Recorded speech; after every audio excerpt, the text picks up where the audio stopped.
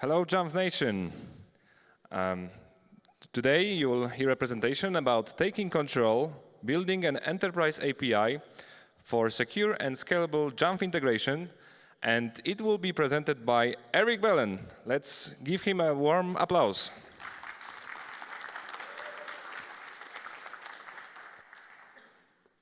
Hi, thank you for having me.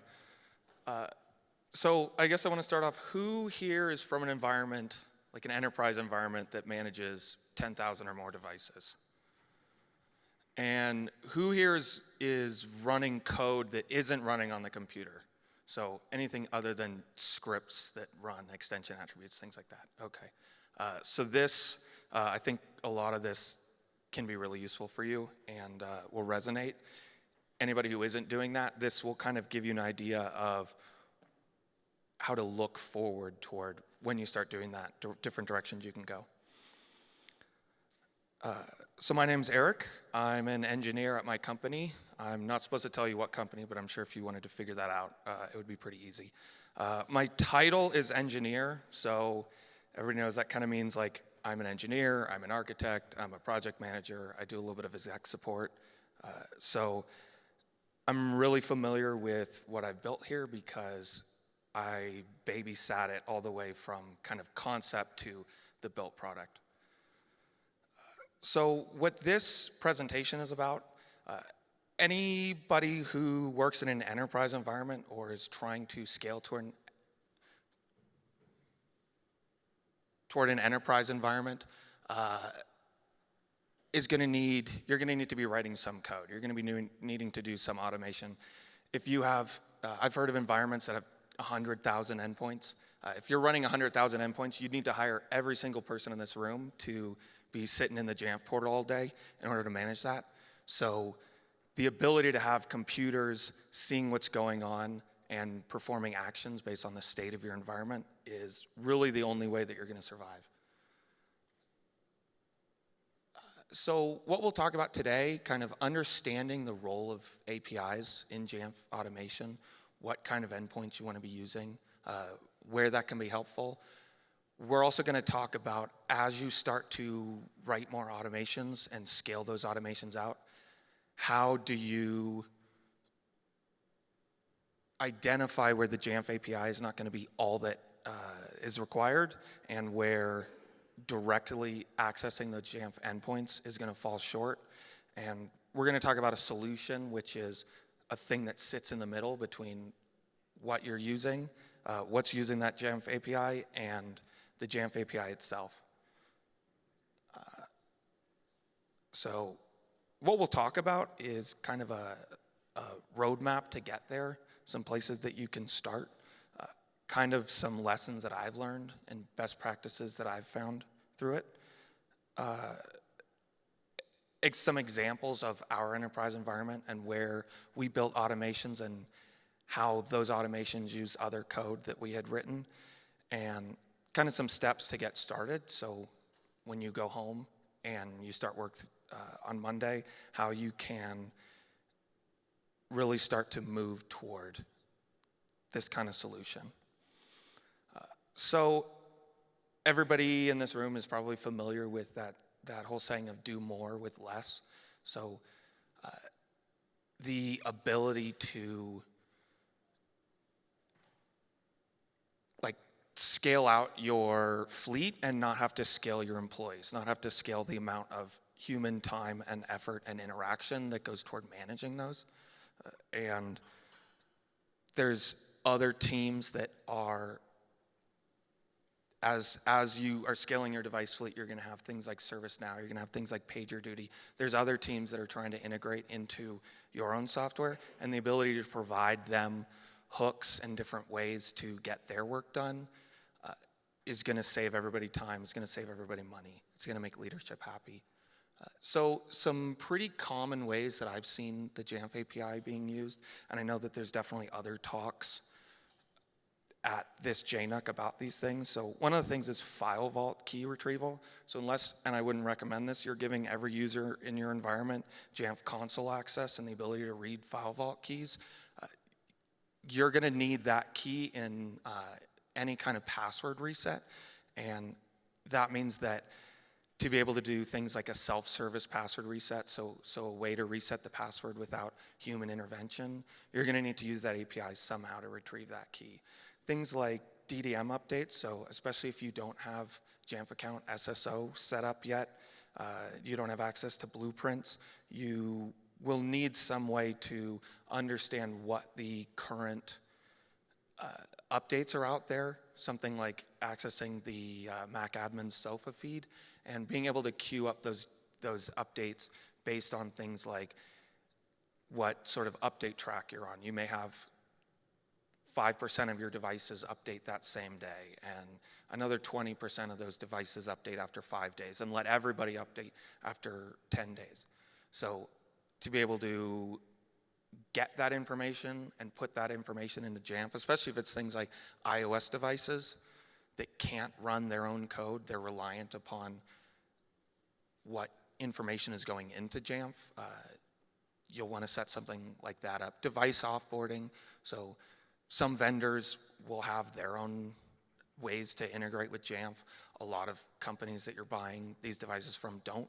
So to be able to deal with devices when they get back to the warehouse and clear out information, clear any kind of pending commands, because they're going to be sitting there without internet, that's going to require Jamf API access. And advanced extension attributes. So we do a lot of things where we're pulling information into those extension attributes. We're acting upon things like the user's UPN. So we're looking at what user a computer is assigned to and what entra groups is that user assigned to. So that way we know whether to do things like give them the ability to do just-in-time admin access.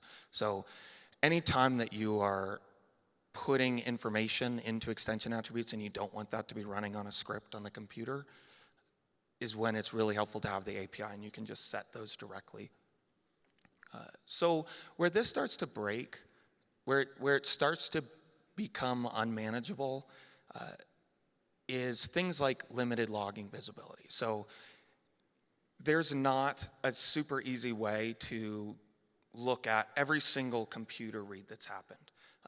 Every single time that information is written to computers as a whole, not having to go into the history for that specific computer. Granular permissions, so if I wanted to give read access or write access to just retail devices instead of corporate devices, and I don't have complicated sites set up, there's not a particularly easy or native way in the Jamf API to just assign API access based on like a smart group. Managing changes becomes complex, so to have, if you're performing the same actions and you, across 20 different, 50 different automations, and you want to change the logic on how you perform that one action, all of a sudden you're having to put in 20, 30, 40, 50 change requests and manage the change and the potential rollback of all those. Also enforcing consistency, so being able to, if you've moved over from the Jamf Classic API toward the Jamf Pro API for looking up a serial number and finding what computer is assigned to that serial number, one of the problems we've ran into was we had computers that had duplicate serial numbers, or we had Jamf entries that had duplicate serial numbers when it went out for repair and it got a different logic board.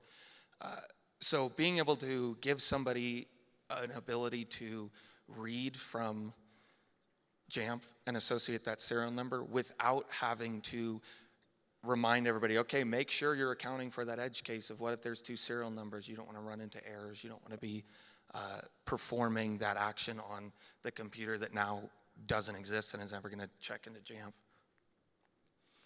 So the issues that we ran into was just no ability to monitor or alert really consistently and in the way that we wanted to customize that data access.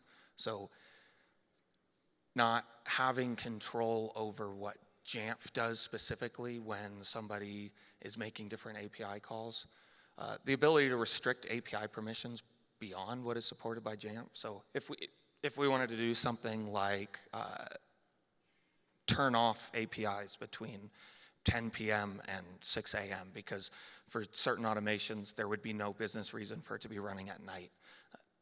Things like that, time locks, aren't supported by Jamf, so you would need to have some way to get in between the consumer of that API and the Jamf API.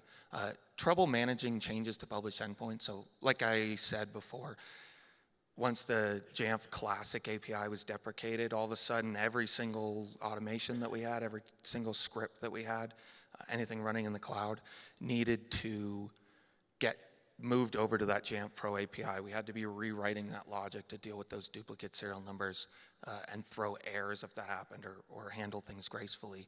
And then extensive code duplication, little reuse. I'm sure everybody here when they're writing things is sick of having to you have an idea, you want to build it, and now the first thing you're doing is writing that OAuth flow to get your token from the client ID and secret. So a way to do things like have that written in one place, have the code written to write to a computer record or delete a computer record and have it in one place and make all your changes in that one place. Look at logs for one specific piece of code. That was something, it just, as you have created 50 different cloud functions, you start to see these problems and you start to get sick and tired of spending 15 minutes writing all of the same stuff and then 5 minutes writing the logic for this actual piece of code. So what we did was we had a use case where we needed to get personal recovery keys into ServiceNow. So we needed the ability to have a user be able to see their own personal recovery key. That means that then there's a place that it can be accessed by somebody other than that user. So we needed to ensure that we could rotate that FileVault key. In the console, there's no way to rotate the key. So if you wanted to, if all you wanted to do was just ensure that once a FileVault key was rotated or was viewed, that there was some schedule to rotate it or some way denoted that we need to have a policy run that rotates that key because somebody could have written it down or memorized it, you have to use the API.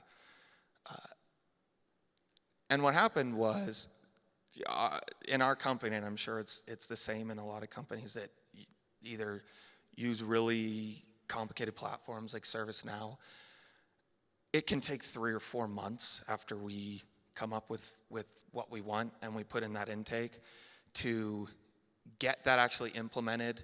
And so we don't want to, if we decide that there's a change we want to make or we need to, Jamf changes the way that the response comes back from that FileVault endpoint, we don't want to have to go to the ServiceNow team, wait another 3 months. That automation is maybe broken in that time if there's breaking changes. So we wanted to make sure that it was as easy as possible for other teams and that nothing was changing in that time. So what we built was a central repository of workflows and logic, kind of like what I said with reading the Jamf ID from the serial number is to have that workflow, that logic, reading a FileVault key and setting an extension attribute to scope a policy. We can just make sure that that's saved in one place, and anytime that's being accessed, we can guarantee that that workflow is running and that logic is being followed. And so what we have is just a layer sitting in between the Jamf Pro API. So if I go into settings and I go to API clients and roles, I have a pretty short list of consumers that are able to access that Jamf API, and that's all things under our control. So that's all our own development.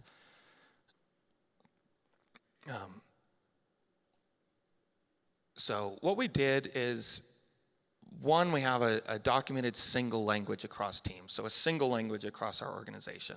We know that we have complete control over how we talk with a team like ServiceNow, a team like PagerDuty, and we can work with them and we can really define, if you have other teams that are working on similar automations in other platforms, on other kinds of computers and OSs, you can work with them and you can have the same kind of endpoint And then those other teams aren't having to think about, okay, is this Jamf? Is this another API or another MDM? Is this another operating system that has its own calls?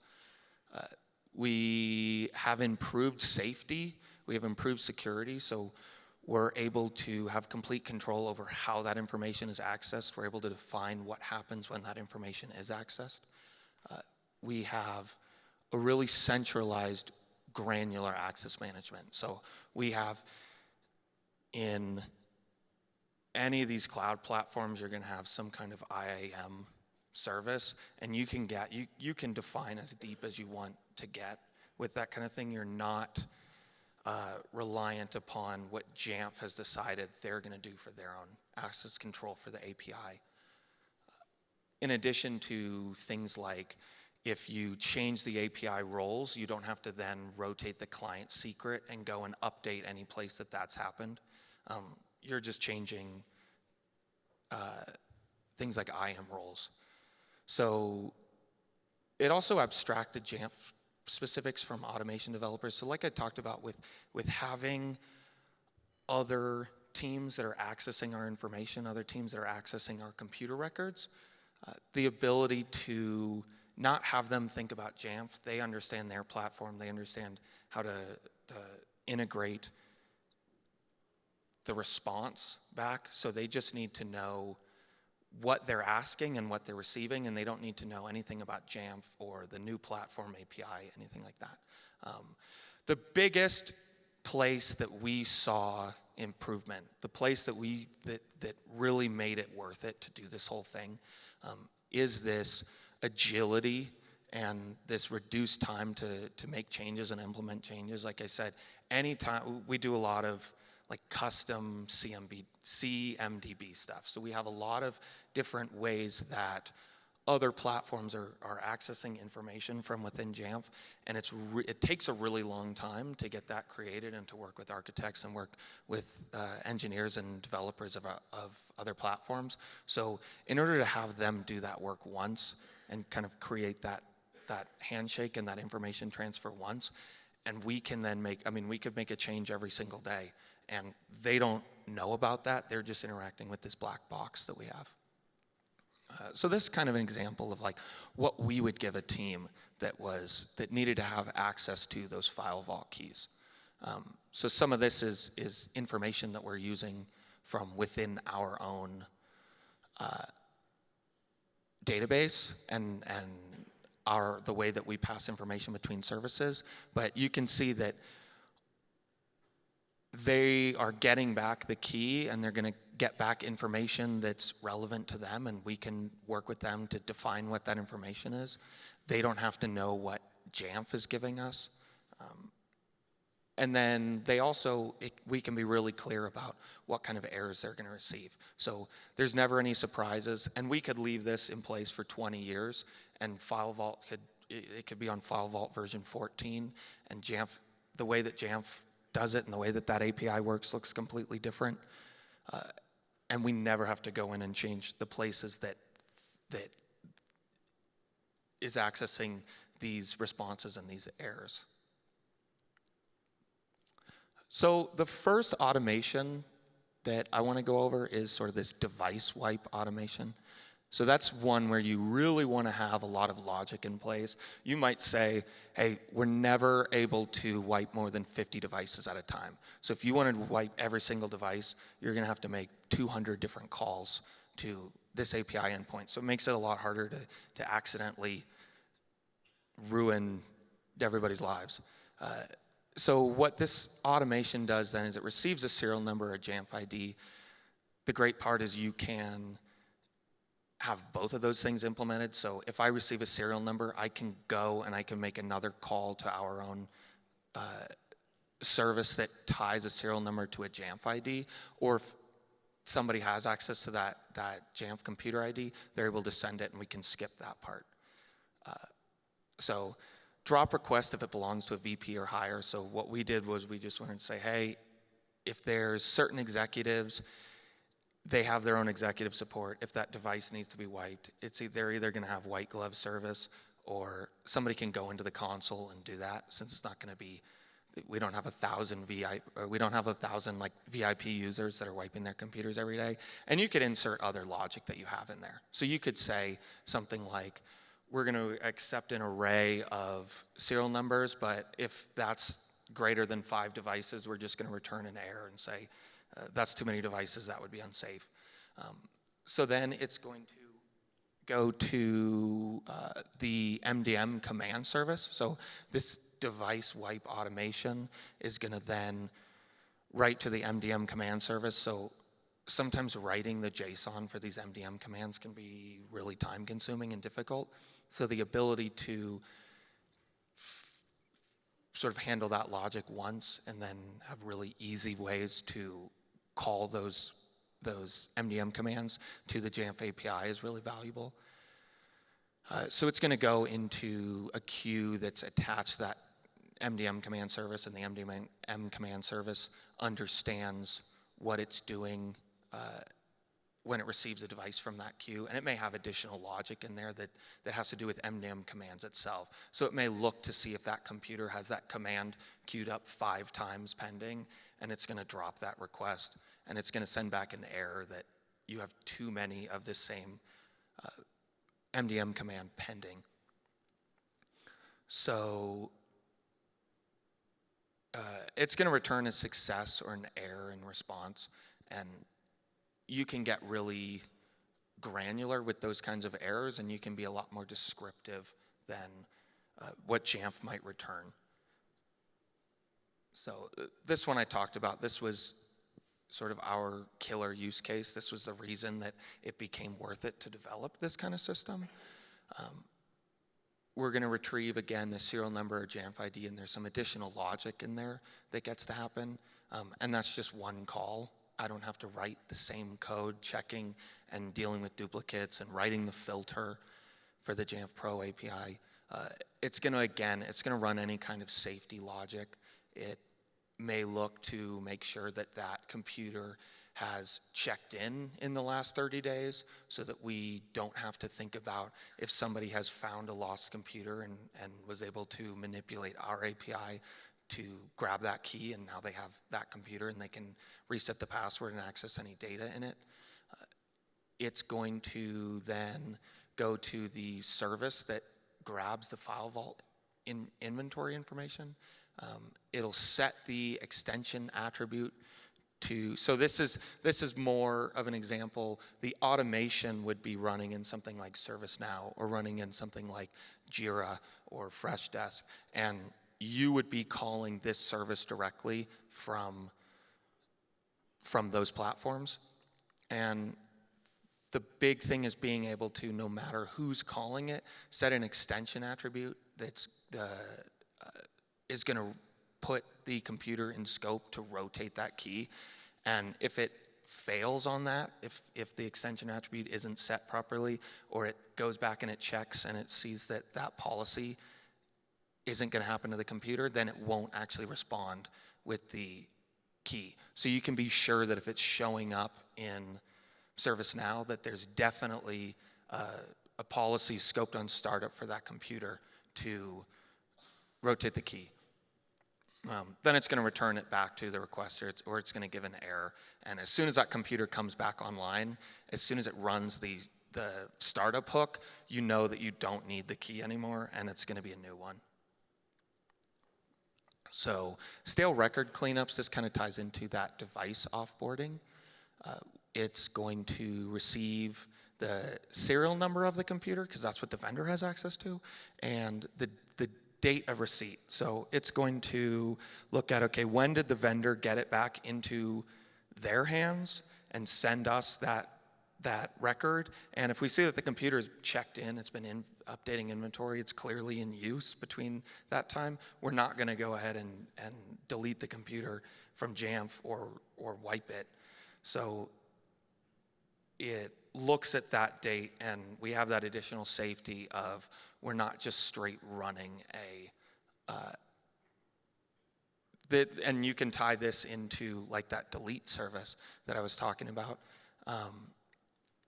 You can have all kinds of checks in place and flows, and you know that no matter who's calling it, if you have a junior engineer that comes in and starts working that same day. You don't have to say, hey, by the way, we had a problem with deleting computers from Jamf, and the reason you would do that is so that you don't have like a queued up MDM wipe command and a user connects it to the internet and it wipes it and they had just received it. So you can be sure that those workflows and that logic is always going to be run. Then it's going to send a message to the computer record service to delete the computer. That service might create computers, so oftentimes we're using that for like automated testing and CI/CD workflows. It's also going to delete the records, it's going to edit them. There's different times that you would need to do that, and it's really helpful to have one place to make those changes. So thinking forward, I would say the most important thing to do is really document the endpoints. Look at other OpenAPI specs, look at other ways that people have created those endpoints. I would even look at Jamf's Swagger and look and see how they did it and what kind of information they're giving back. And you would work with other architects, you'd work with staff engineers on this. They're going to have a lot of experience, especially if you have engineers that are working on things other than Jamf. Really take time to work on the logging and monitoring. That's where a lot of this can be sold. If you're doing something like running this in AWS, you have CloudWatch, and that's you can have that record every single thing that is happening between the world and other services and your sort of middleman API. And then I would say you can really build your own way to handle errors. You can build your own way to respond back to your API consumers with these errors. Sometimes the Jamf one can't be easily understood by people who aren't incredibly familiar with Jamf, so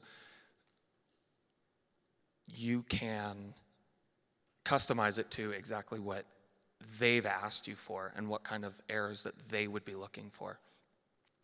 I would also just really make sure that you're thinking about these services as decoupled from one another. So think about how the services can all kind of be like building blocks that come together and not have something like an automation that writes to a service that's expecting to be called from that specific automation. Something like you don't want your key retrieval service to have any kind of like ServiceNow specific logic built into it. It shouldn't be looking for information from ServiceNow, because then it would be really hard if tomorrow you switch to Jira. You'd have to go in and you'd have to change that again, because you'd have to start implementing Jira logic into that key retrieval service.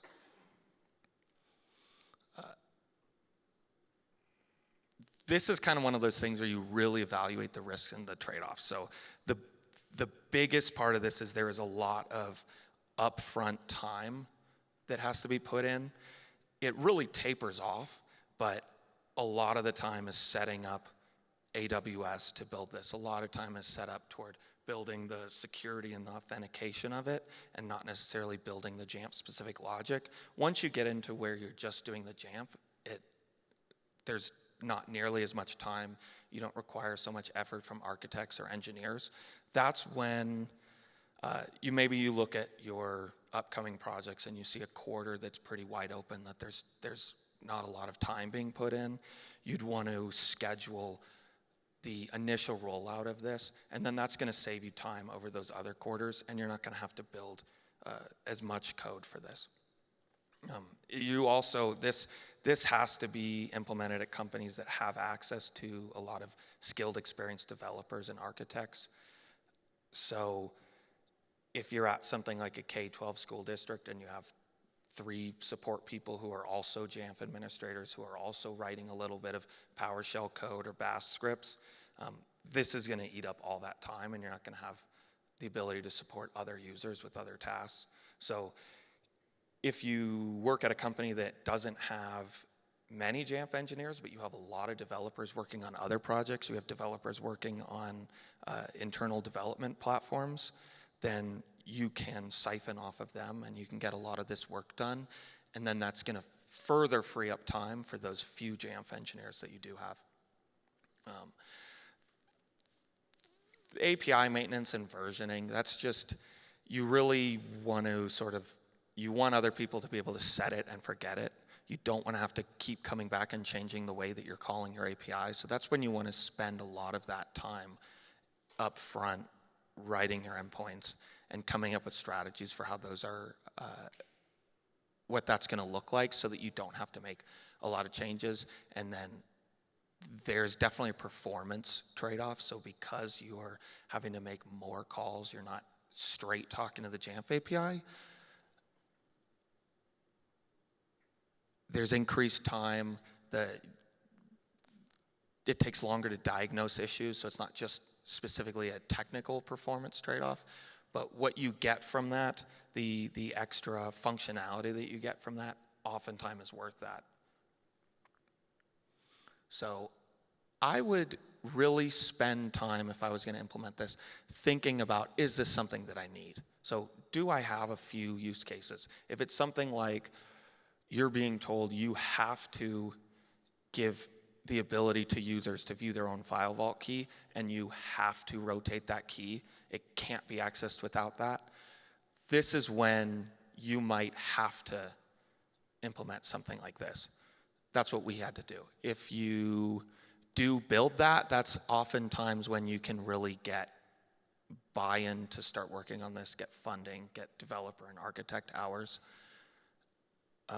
because you can tell them, hey, if this is something that we really need, we can't do this without building extra logic into it. Jamf doesn't provide this in its own. And the way I started, I didn't go straight to AWS. I didn't go straight to writing Terraform files and writing CI/CD pipelines.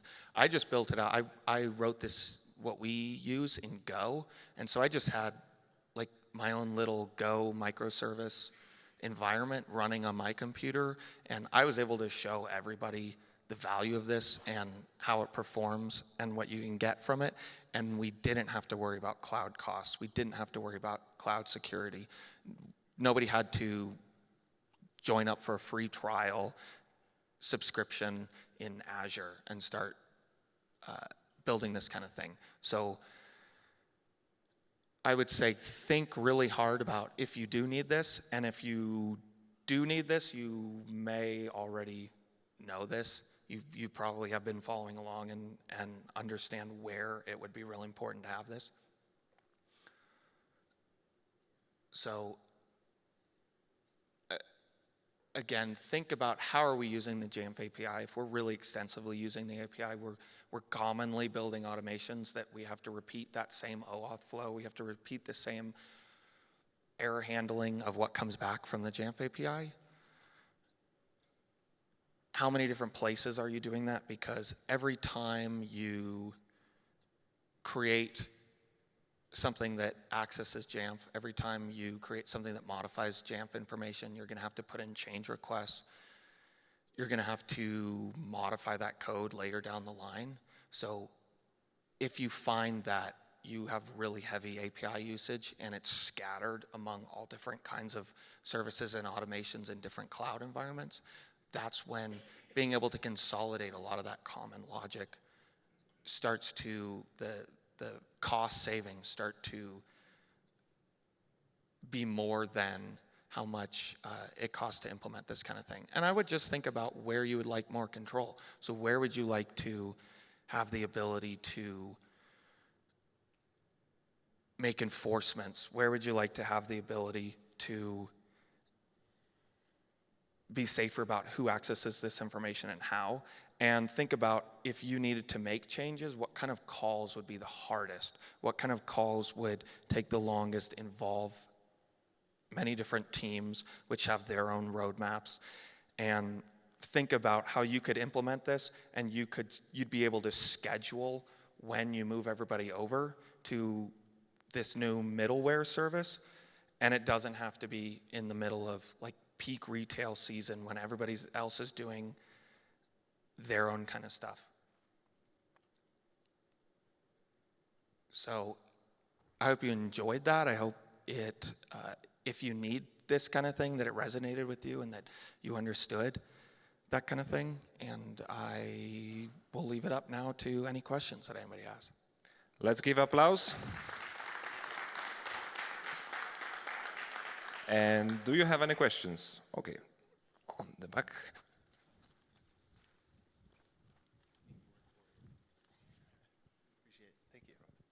Hey, Erik, this is a really cool concept that you come up with. When it comes to standing up your own service, it sounds like there's going to be some unique challenges to what this looks like. Can you talk a little bit more about authentication and how you keep just anybody from accessing the Jamf Pro API through your own services? Yeah, so what we did was we had like AWS API gateway that's controlling anybody coming in from the outside. So we're able to set up like either a static key or like an OAuth flow for other services like ServiceNow to access this. So that's how we kind of have that gateway from the outside. And you can have all kinds of monitoring and logging and alerting on that part. And then within internal services, a lot of the stuff that we built were things like Lambda functions. And so we have more control inside of AWS through IAM of which Lambda functions are allowed to call each other and access the API gateway. And that can all be done internally. That doesn't have to be done specifically in the code. It can be done in Terraform, or it can even be done in something like the AWS or the Azure console or portal. So what happens then is we, especially if we're writing our own services that are talking to our own services, we're not having to go to Jamf every single time and write the code that grabs that access token. Are there any more questions? Please raise your hands if you have. Erik, where we can find you at JNUC to ask any further questions if anyone will have? I will be in some other presentations today, especially learning a lot about if you're going to be anything that's talking about CI/CD or other API access, and then I'll be at the Jamf party so you can see me. Yeah. Not really a question. I'm Chris Lascelles from Pixar, and we have a very extensive infrastructure, very much like what you described, that we've been developing for years. And I've recently released some open source tools that are very much in line with what you've talked about. So if anyone wants to talk more about how we do that kind of stuff at Pixar, I'm around and I'm happy to give some demos and talk and show you what we've got. Yeah, and I would love to talk to you about that. So I will definitely come find you. There's a question over there.